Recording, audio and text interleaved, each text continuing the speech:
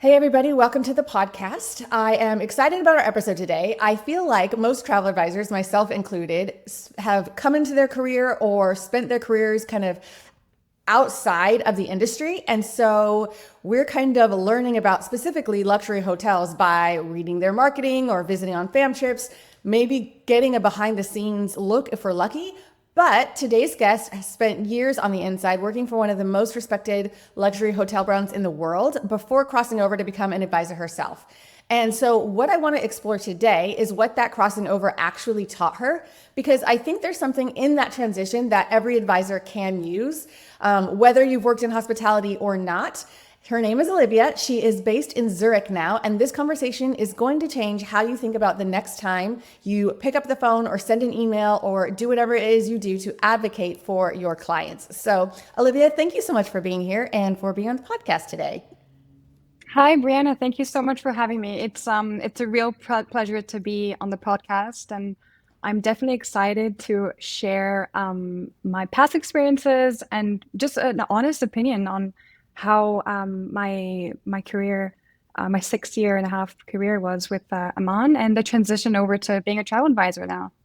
Yeah, I find I literally can sit here and just be like, tell me everything. But to just give us an understanding of where you're coming from, because I do think for an advisor and for the advisors that I know, you do have an unusual and special and unique background for someone who is working as a travel advisor today. So give us kind of like that quick rundown of how you got from Amman to where you are now and becoming an advisor. So I started my career at Amman about in December 2017. So as a management trainee, I started at the Aman in Morocco, where I was meant to be based there for a year and a half. It was a management trainee stint, which ended up being 4 years. So I had I was really I was directly sent into, as you say, the deep end. It was over the Christmas period, over the festive period. So I had started on the 22nd of December. We were at full occupancy, really starting the day I arrived. And that was really my first, I would say my first experience at a luxury property besides my internships that I had done before with my schooling and my studies. After the 4 year stint at Amman, having gone through my management training and then being promoted as a front office manager, duty manager, I was then able to be promoted and transferred to the flagship property at in Phuket at the Amman, where I spent another 2.5 years there again in roles that were very much operational based, guest facing. So we had the 40 pavilions with the 40 villas, and I was the only guest relation manager there. Wow. So it was really about building a team and and joining a team actually, the front office team there, and really building my own guest relation team. Eventually, after a few months, I did get an assistant, a supervisor, and a few other team members, and yeah, and be there for clients and really making memorable experiences. To give you an idea, we were almost around 600, I would say 580 employees, to Wow. the 40 room and 40 Wow. villa ratio.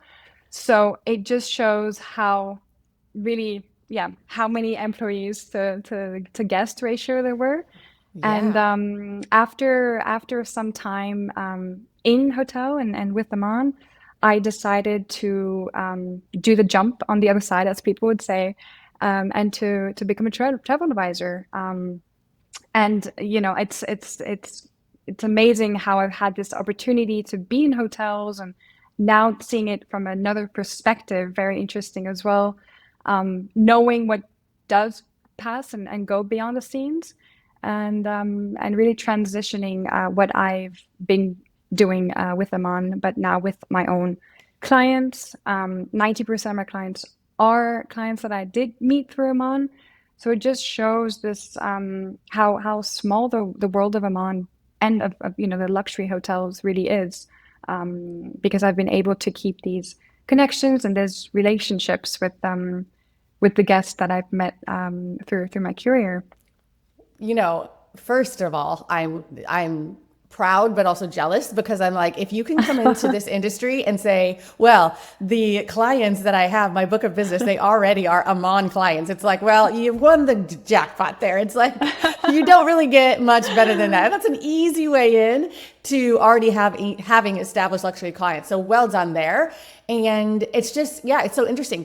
And so I would love to kind of behind the scenes for the brand of Aman, because who better than you to know and speak on that? I think so many of us can see it from the outside and have our opinions or thoughts or understandings. But I think so much of probably what you learned through both your time in Morocco and Thailand and your evolution there taught you what you know now about luxury and how you run your own agency. And so Yes. kind of what does it take to, or even like the difference for a property at that level? Like, what does it take to run a property at that level? I know you already mentioned the staff to guest ratio, which is incredible. Is there anything else that comes to mind in terms of like the operational reality of properties at that caliber?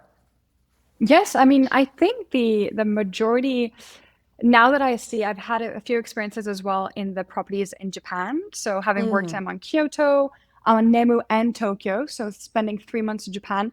So really having that experience in those 5 properties, including Morocco and Phuket, Amman is very client-centric. I must say we were having daily morning briefings, afternoon operational briefings, and these briefings were for 30 minutes to about hour-long briefings and just talking about the guests that we had on property. And now when I say, speaking about guests, it wasn't just about sharing the preferences and, what occasion they were there for, if it's whether they were celebrating a birthday or they're celebrating their honeymoon. It was really to be aware of the guest we actually have in-house. And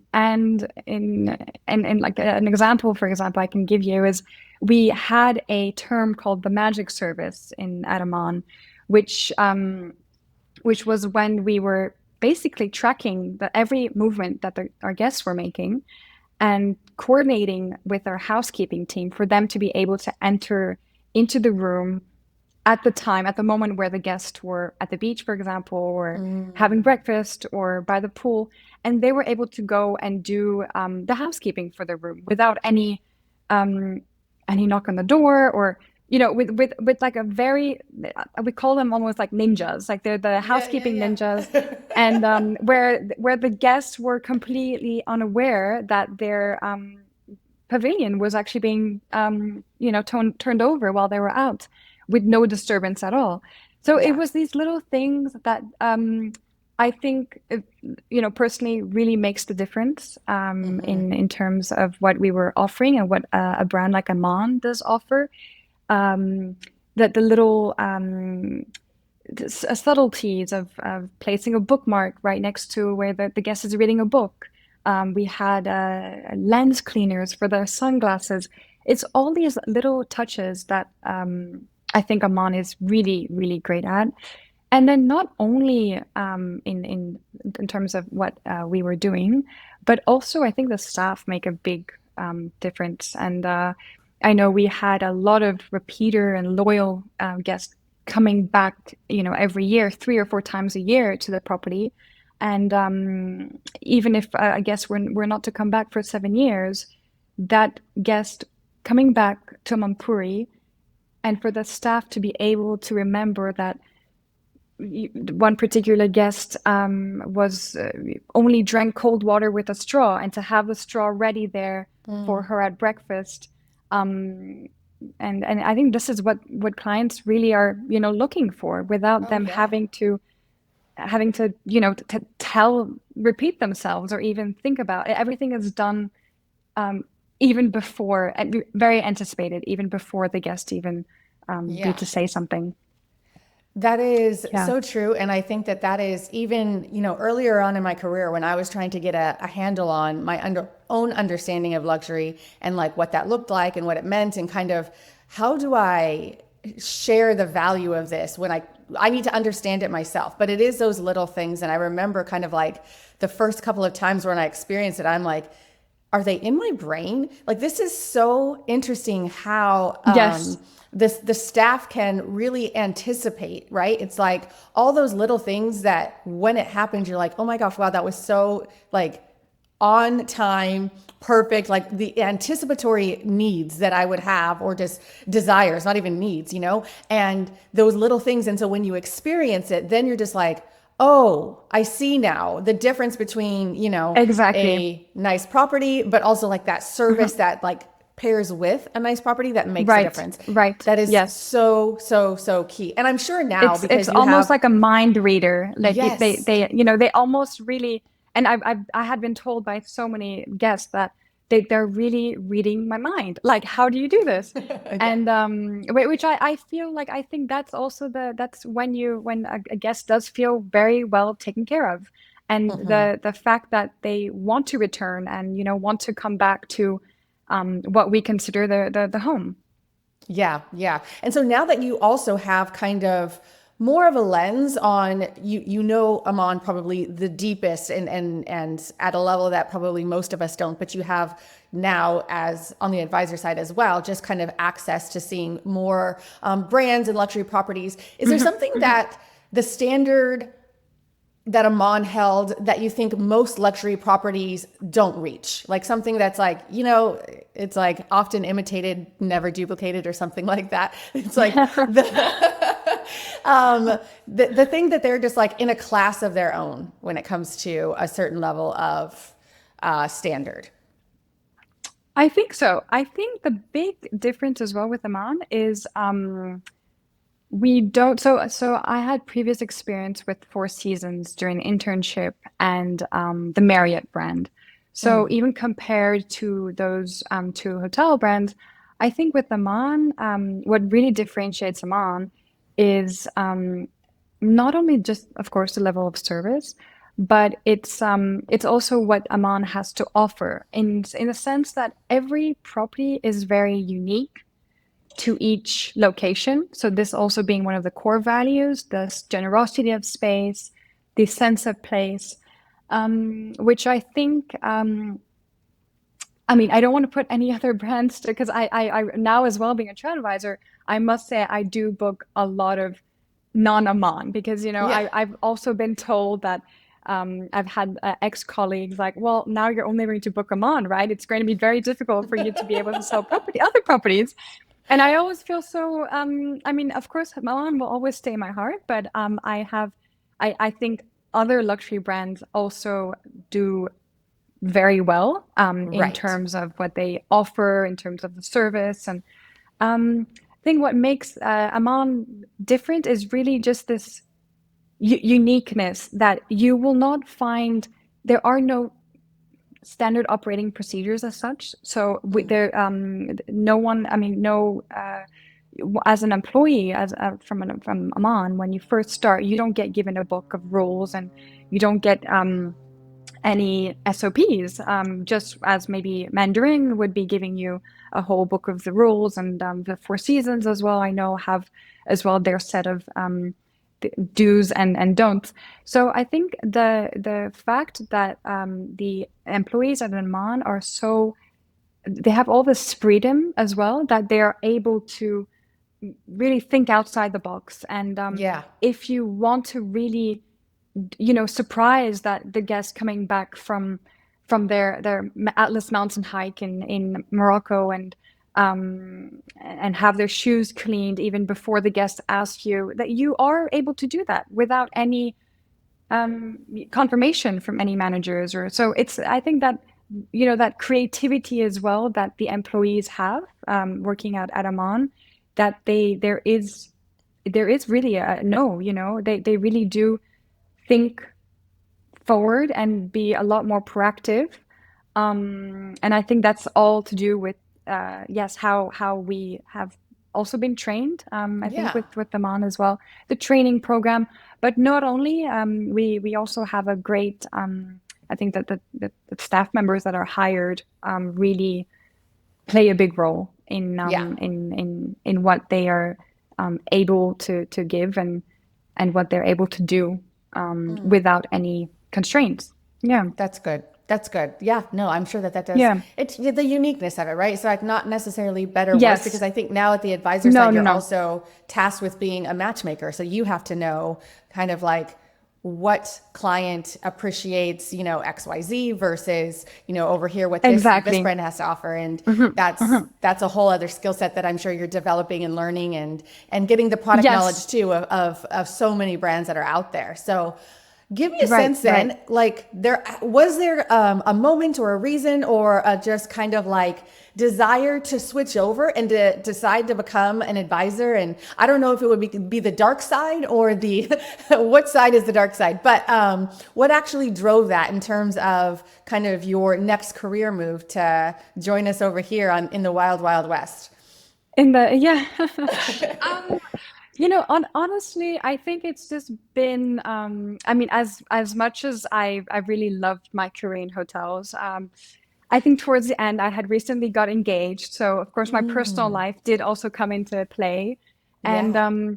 I was working 15 to 18-hour days. So Oh, you also I know people do it very, very well. There are female general managers out there that are balancing their career of being, the general manager of an Amman property, juggling their children and they do it very well. And I think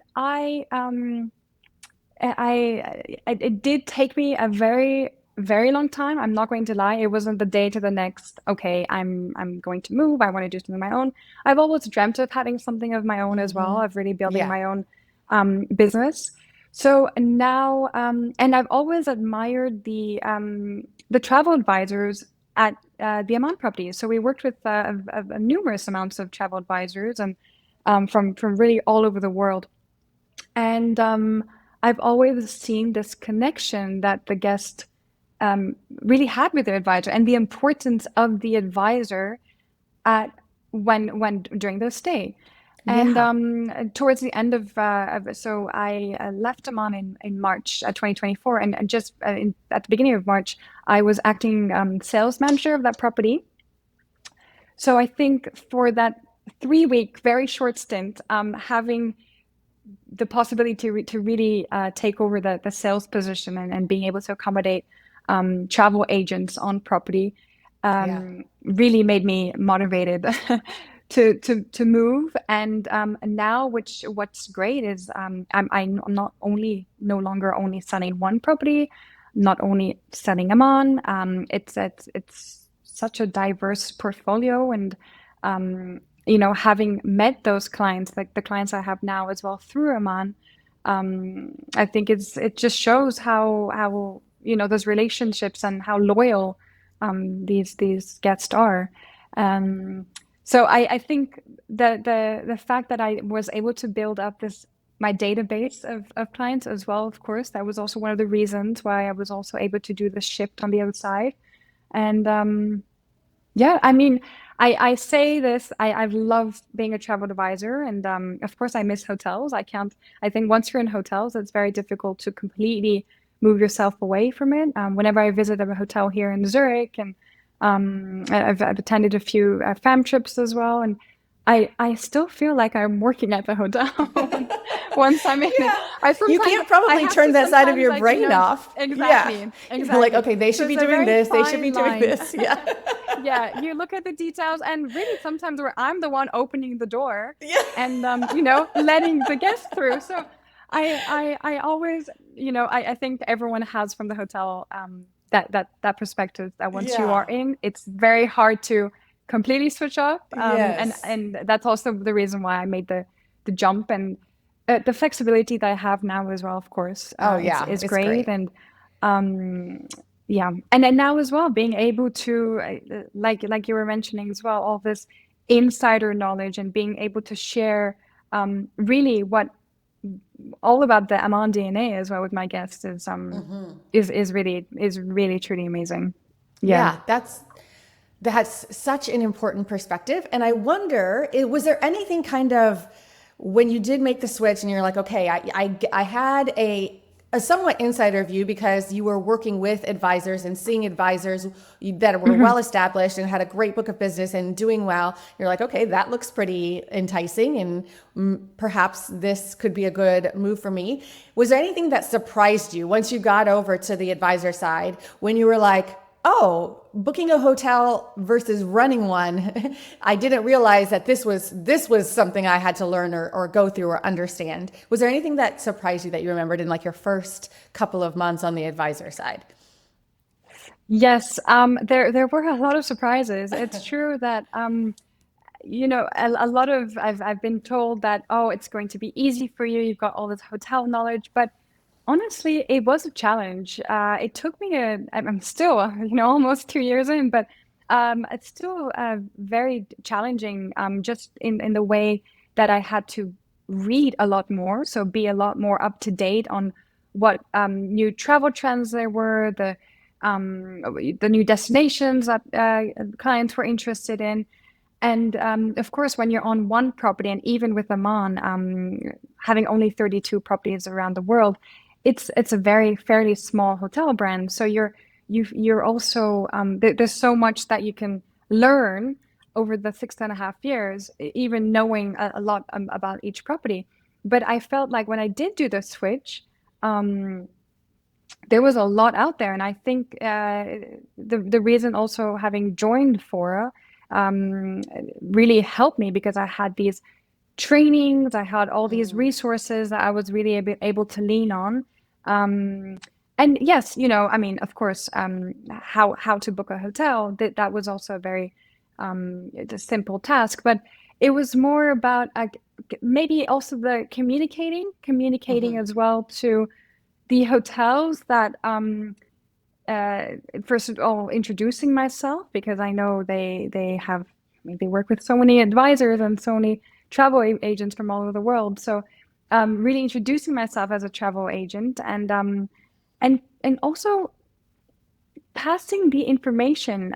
What we had in Amman was a whole database base of clients. So we had our whole CRM system in place with all the guest preferences and of course the birthdays, and that's also what I was starting to do with my own Yeah. database on the portal. So I was able as well to add a few of the preferences, but once you're when you're contacting another Amman property, um, if an Amman if a guest were to go from, for example, Morocco to Phuket, we would already know that the guest has a dog named Charlie, and his favorite color is blue, and the flowers have to be this, and he loves red, like 12 red roses, and he's celebrating his birthday, but he's very shy about it. He doesn't want to tell anyone, so you have to be very subtle how we're going to you present the cake or the balloons.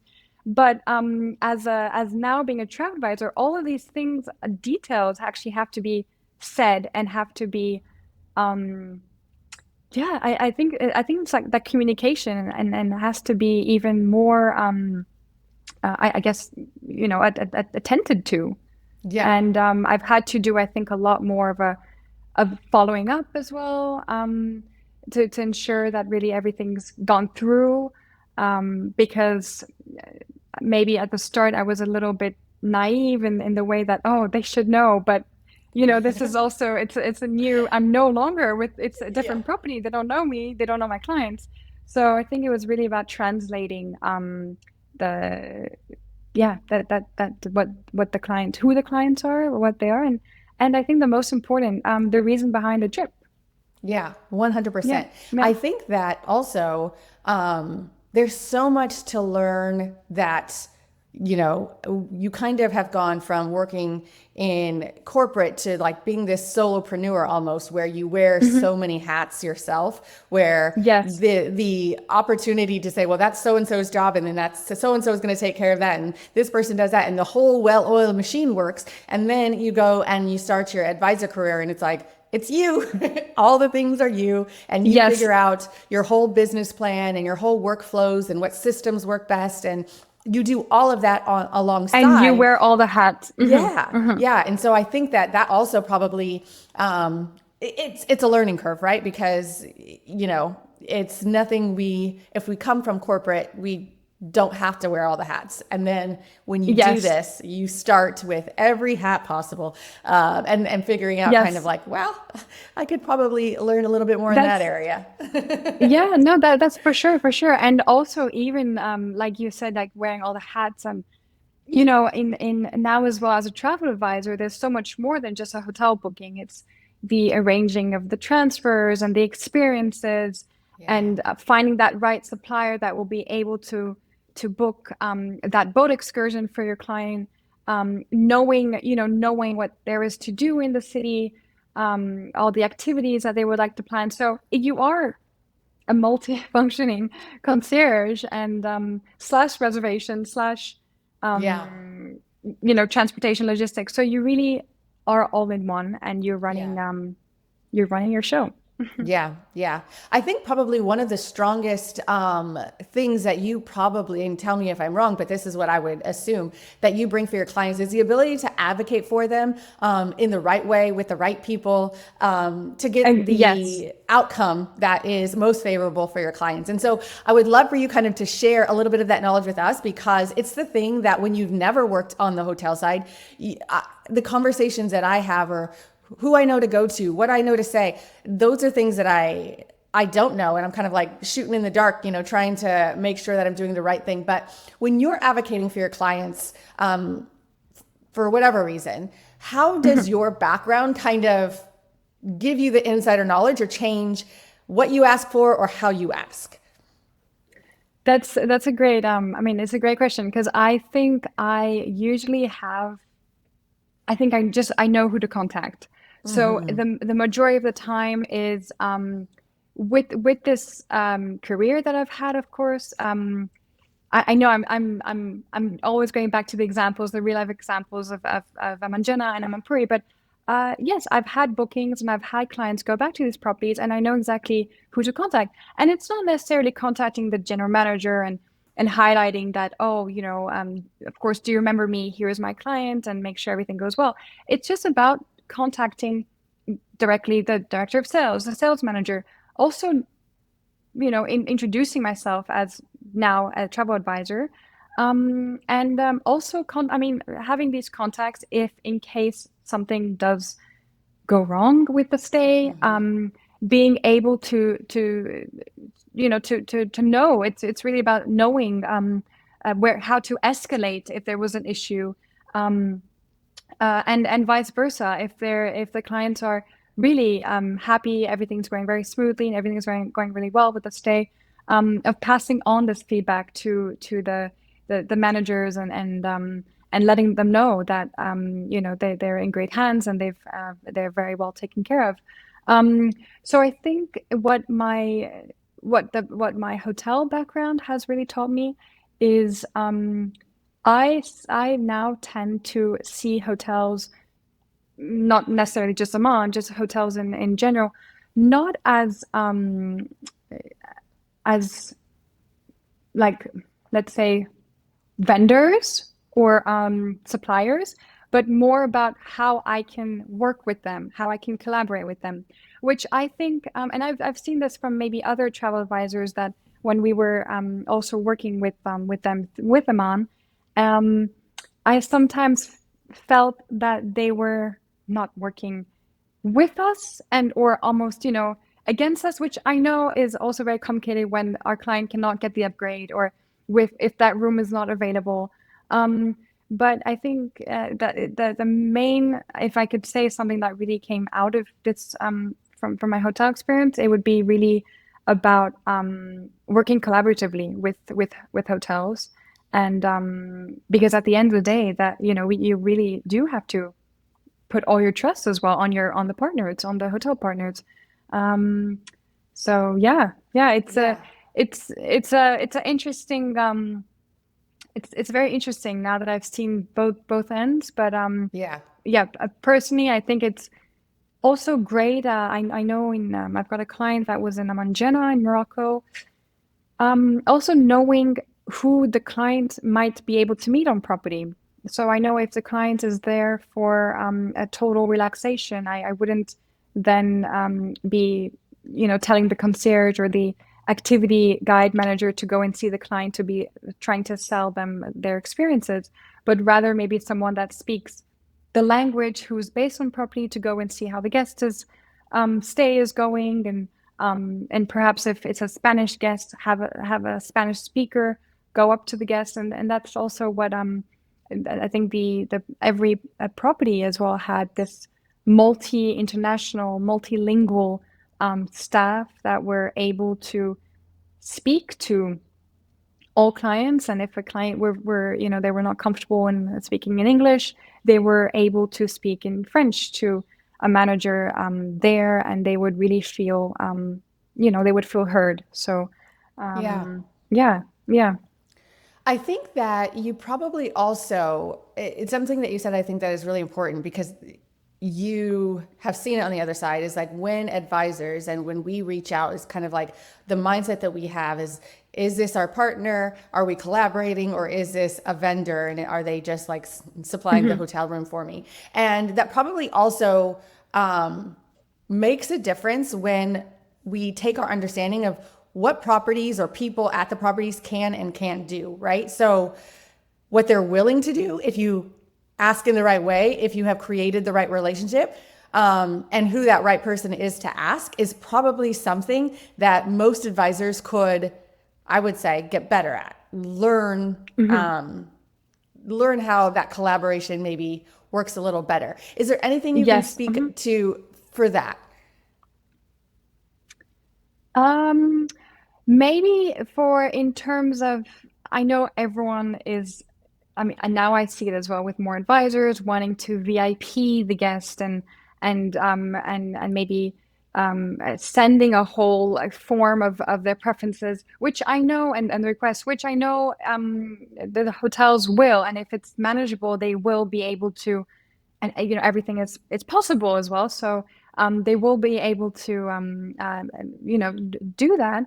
But I think it's more about this kind of having maybe knowing, yes, having that knowing that point of contact, having that contact there at the property level, um, and yeah, I think it's really just mainly about the just the experience that the client probably has upon arrival as well, and yeah, yeah. And what would you say, kind of, if there is something that advisors could think through in terms of changing how they work with properties or how they reach out, how they communicate? Is there anything like a tip or best practice, I guess, maybe for how they can be better collaborators? How it can be. Um, I would say to be like transparent. So really, I mean, honest. I know like when I had also started being a travel advisor as well, I I wasn't afraid and I wasn't ashamed to also bring in my hotel background. So I actually was also introducing myself as having had a hotel background, now having swapped on the other side and become a travel advisor. And then and really just I would say to um, understand the hotel, and understand that in any way possible, if an upgrade will not be possible a week in advance, but maybe then to do call the hotel 2 or 3 days before your guest arrival, to reconfirm if that upgrade was possible upon check-in, and to have this kind of, I guess, a reassurance as well for the advisor. Um, but I think that the main takeaway would be to have patience.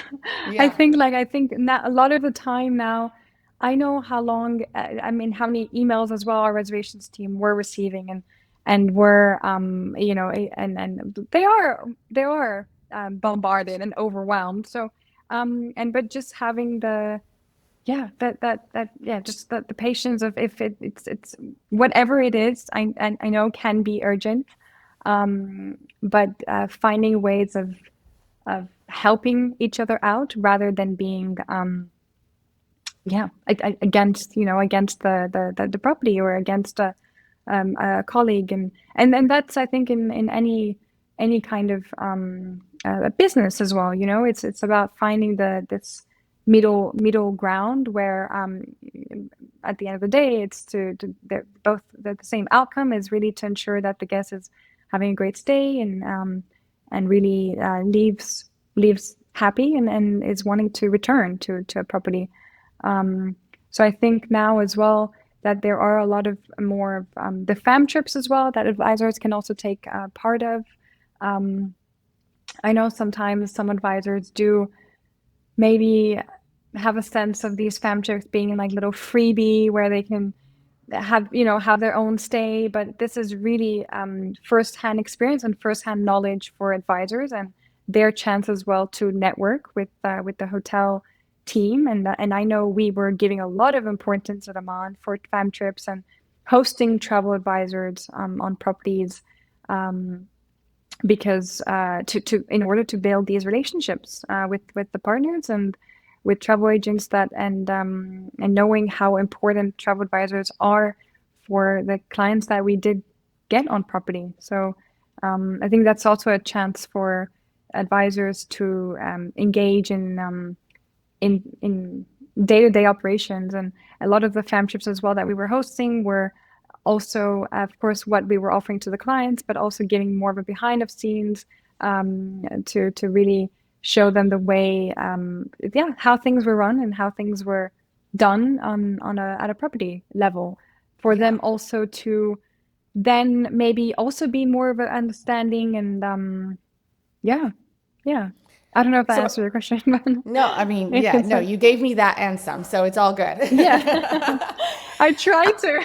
Yeah, no, it's super helpful. So I think that the fabulous thing is from, working on the operational side for years and now doing the advisor work, how do you define luxury travel now? Like, it has that definition shifted for you, or do you have a perspective of how you approach what luxury means now that you're specifically working for clients and like what their definition of luxury is?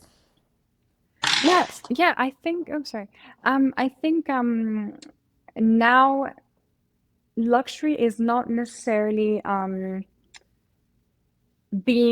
mean, for myself, and I know for the clients as well that I have, is not necessarily being noticed. It's about these little subtleties that I think Aman and luxury brands really do great of. Knowing that you are well taken care of. Hotel can have the most amazing views from the room and marble bathrooms and really beautiful architecture. But if it's not for the people, and if it's not for people who genuinely with the genuine care want to help clients, then I think to me that's not luxury. Yes, I think it's also about the anticipation of the guest needs, and like we were mentioning before, this mind reading as well. But without also being too how should I call it?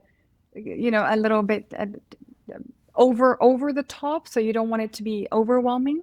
So it's all of these little details. I think that it's a people industry. It's not about having the yes, of course, the room is one thing and the place is one thing, but I think it's about the genuine care and attention to detail that the people provide. And like I was mentioning before, even in Amman now, I think I can kind of see this in my travel advisory role now as a travel advisor. So again, almost like tracking my every guest move. So when with Amman, it was tracking the guests when they were moving from the beach to the pool to lunch, whether they were out of property, whether they're on property, to really make sure that we knew their every move. And now I tend to do that as well with my clients, but on a different kind of perspective, in such that I know their every move of when they're at the airport, when they've met the driver at the airport, so the whole arrival experience, when they arrive at the hotel, always staying in touch with them and always asking them, asking them for updates and how everything is. So I think, luxury to me is really this being seen and being recognized, and that the recognition that I think you can get at a property, whether it's your first stay, whether it's your second stay there, or whether it's your 20th stay, to really want you to go back and visit. Yeah. Yeah. Yeah. This has been super interesting. And I think the thing that I leave with, take away, etc., is that there is definitely a difference between just booking luxury, but also understanding it. And so I think the perspective that you've shared today just shows how years of training got you to really understand the nuance of luxury and how it applies to different clients. And it is that just kind of that mind reading ability, that attention to detail. And so your ability to take that knowledge and then showcase it throughout the client experience that you now have with your own clients, no matter what property they're going to, no matter what experience they're having, you're still taking that same attention to detail and making sure that this is their experience with you, and you're now travel advisor in that role. Yes, So I think it's really taught me like a whole like another kind of a different dimension of being how to collaborate. And I think a lot of people now they kind of assume sometimes that luxury hotels just simply say yes to everything, which yes, in a way is right, but there are, of course, certain constraints as well, that whether it's occupancy, whether it's any, operational, whatever it's happening on a daily basis, it's any priorities. So I think having this hotel background really did make me be able to collaborate with hotels on a different level. And now as being an advisor. So also bringing back this vendors and trying not to see them as suppliers as such, but as a partner. Yeah. yeah, 100%. Well, thank you so much for just kind of like sharing that insight and that perspective, because I think it makes us all stronger. Even if we don't have that same background, we can understand how that has helped you and then learn to apply that to our own businesses in a way that makes sense. So for me, it's like that understanding of they want the partnership as much as we should want it. And when we both are looking to collaborate and partner, the client wins. And in turn, we are more successful because if they have a great experience, they are repeat clients and everybody is happy. And we all, exactly. And that's all we all, and we all want that as well. Yeah. And hotels also want that. Hotels do want us bringing back their clients and of course the business to them, and then it's a win-win situation as well from our end, because the clients do come back to us, and I think that's also what makes this travel advisory business really incredible, is everyone does have their own touch, this uniqueness, and this whatever makes their whatever niche they have with their guests and their touch that they're able to provide. Which I think is also the reason that they have those certain clients. And I love it. I love it, love it, love it. Well, thank you so much, Olivia, for joining me today. Thank you for sharing your perspective and your unique background in history that helps you be a successful travel advisor today. I wish you all the success in Thank you so much, Brianna. Thank you very much. This has been a wonderful conversation. It was great to chat, and thanks for having me again on the podcast. Yeah, absolutely. Thank you.